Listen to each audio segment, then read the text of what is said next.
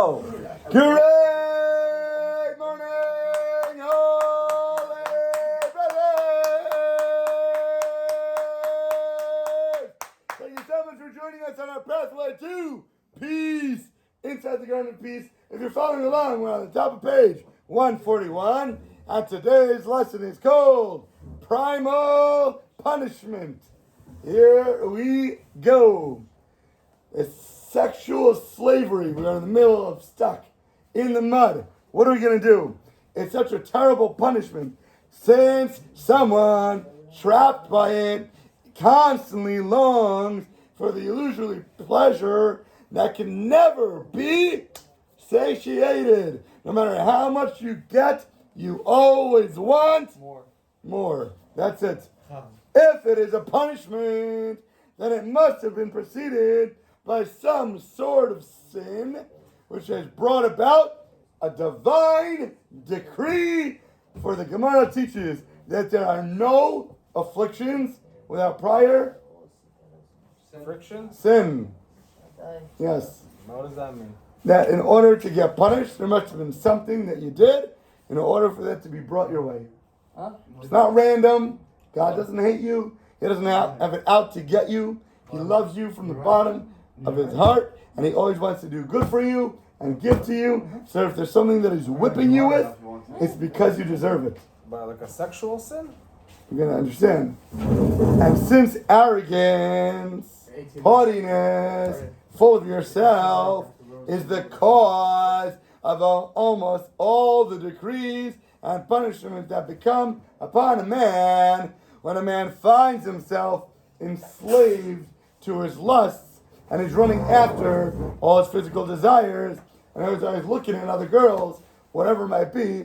It's a sign that he needs to humble himself. Understand? Of course he's going to get punished for doing sins that are full of lust and pleasure, but there's a reason that he's been given that in the first place, within which he stumbles and falls.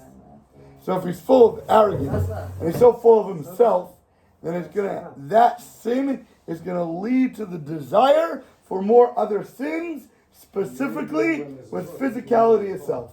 You following? You hear? I say it one more time. When a person is so full of himself and he pushes God out of his life, that already is a sin. He's distancing himself from divinity. He's pushing God out of his life. And if you're going to excommunicate the Creator, you're going to be in big trouble. So when the person does that, he pushes God out because there's no room for God in his life. And if that's true, then he's going to be full of himself, and he's going to want all of his bodily lusts and urges and desires. And that desire is a punishment in itself for pushing God out of his life. And now that he has that desire, he's going to want to run after it from all his animalistic cravings, and that's going to cause him to sin even further in that category. Our sages, the rabbis, have explicitly taught that arrogance, your selfishness, is the source for all of the lust in the world. So, whoever is arrogant will end up sinning with a married woman. If you're going to be so full of your own self, then you push God away. You end up sinning with a married woman? You're going to sin with a married woman. What does that mean? Like, if a guy has chutzpah and arrogant, like some people. Yes. Okay, so you end up doing relations with another married 100%. woman? 100%. As it says in Proverbs 6:26. These are not my words. These are theirs. A married woman will hunt the haughty soul. Sota, 4b in the Gemara. What's a haughty soul mean? Haughty, somebody who's full of himself. I'm amazing. I'm the best. I'm so cool. I'm so popular. I'm Mr. Haughty Toddy, you know? So King a of married woman is loves gonna that. leave her husband to go to some abuali guy. Yes. In Hebrew it's called abuali. Okay. In Sephardi it's called that. If arrogance is the cause and the problem of selfishness, then humility and selflessness, putting yourself down, is going to be the cure. But Rabbi Nachman, Likutei Maran 1:130, uses this idea to explain the incident of Miriam and Aaron's slander and talking bad about their brother Moshe. In the book of Numbers 12:1-3, we are told that Miriam and Aaron spoke about the Cushite woman that Moshe married. What's a Cushite? Like a Cushite? Yes. Rashi explains that the term Cushite means literally beautiful. Moshe's wife, Zipporah, was exceptionally gorgeous and full of beauty. And Miriam and Aaron found out that Moshe no longer had any physical contact with her. Remember, Moshe got to such a high level that due to his close prophetic relationship with God, he was literally becoming more of an angel and less of a physical person. Angels can dip down into the top of this world from their other world and interact with us and then go back up on their chain, and ours on the bottom chain can raise to the highest level where they're entering into the realm of the next physical world that they can dip into above, so they become holier beings and less of physical nature. That's literally what happened to Moshe. His face started shining with a brilliant light that people couldn't even look at it. They had to veil their eyes. He was up on a mountaintop for 40 days and 40 nights with no water, no food. He was losing his physical self. He no longer needed or had an attachment to the things of this world. So being in it of that way, his wife, of course, was the one to support him and push him and helped him become that way, because he couldn't do it without his wife. They're the ones who are more spiritual than we are. So when he got to a level he couldn't be physically in contact with her, that would bring him down to a level to knock him off where he was. They found it hard to believe. How could he separate from such a gorgeous wife? She was stunning. She was exquisite. Every other man would have loved to have his position, to have that kind of wife. Wow. Goo-goo, the eyes pop out of their head in the cartoons. If somebody saw Moshe's wife, that's what happened. So they couldn't understand, how could it be that a man wouldn't want to be with such a woman? So she was beautiful and a Cushite? Or she's not a Cushite even? Cushite meant beauty, that's what it meant. Oh, so it's not Cushite then.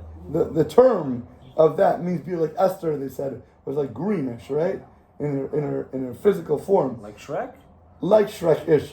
But everybody on the planet was so attracted to her. She was like the most highest beauty level you could ever get to. So whatever, that's what the word means.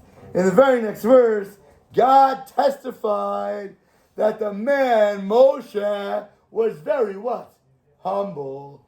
The most humble of all men that ever existed. And Rabbi Nachman explains that this juxtaposition, having it said right after the other sentence, is not a coincidence. God was providing the answer that Miriam and Aaron needed. That Moshe was able to separate from his wife. Why? Due to his extreme humility. And that's what got him to the level that he was able to be at. And able to conquer any physical desire, any longful lusting that he would have had for the most gorgeous woman on the planet. The Zohar in Leviticus 15b teaches that the evil inclination and sexual lust can be considered one exactly in the same. The evil inclination's primary focus is to get man to violate his personal holiness. That's the biggest job of your evil inclination, to pull you away from God. How do they do it? To drive you towards lust, to drive you towards physical desire. That is one in the same. Back in the beginning of creation, where was the evil inclination embodied in? Holy brother, who was the evil inclination? Back in the beginning of days? Snake. The snake! Of course! The Yetzer Hara was the embodiment of the snake. And God cut his legs off.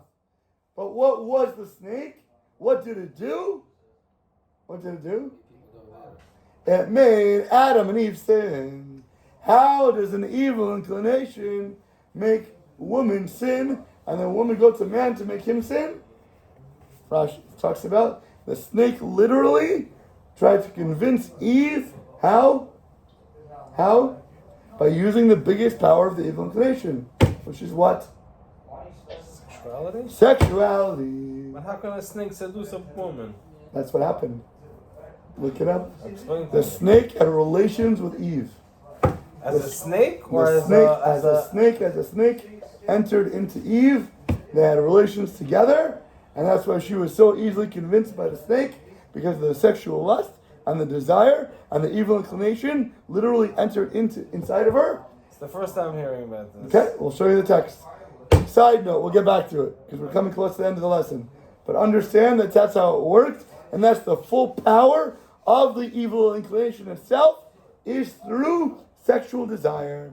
He's well aware that this is the gateway to hell. Arrogance, full of yourself, selfishness, opens the door for the evil inclination to enter. That's the meaning of the Talmudic statement. Whoever is greater than his fellow, his evil inclination is greater than his. Because the haughtiness is the embodiment of your haughtiness, of your evil inclination, of the sexual desire that drives you. Sukkah 52 from Gemara. When someone is great, meaning arrogant or up there in the world, then his evil inclination will overpower him and dominate him with absolute sexual lust and desire. What? The last sentence, what do you mean? When somebody is big and says, I'm the Baal Gaiva. I'm the man. When he has a Baal Gaiva. Absolutely. Or a different type of... That's it. When he's thinking, I am it, everybody else has to bow down to me, everybody works for me, everybody answers to me, nobody dare disrespect me, because I'm the king, I'm the man, I'm the shiz, right? When he is that of himself, that guy's evil inclination, that guy's power pulls away from God and uses sexual lust, uses intimacy, uses desire to dominate that man. That's it. If you don't have God in your life, you have filled with evil inclination, and that is the exact same power of lust itself. And if that's what's driving the guy, he's going to be drawn to everything in that direction. Be careful not to fill yourself up with yourself. Have God in your life. Don't have evil inclination dominating you, so we can push our desires away, so we can rid ourselves from this lust and be able to act in pure, pristine manners to become more holy inside and out and closer with all of holiness around us everywhere we go. And with that, have an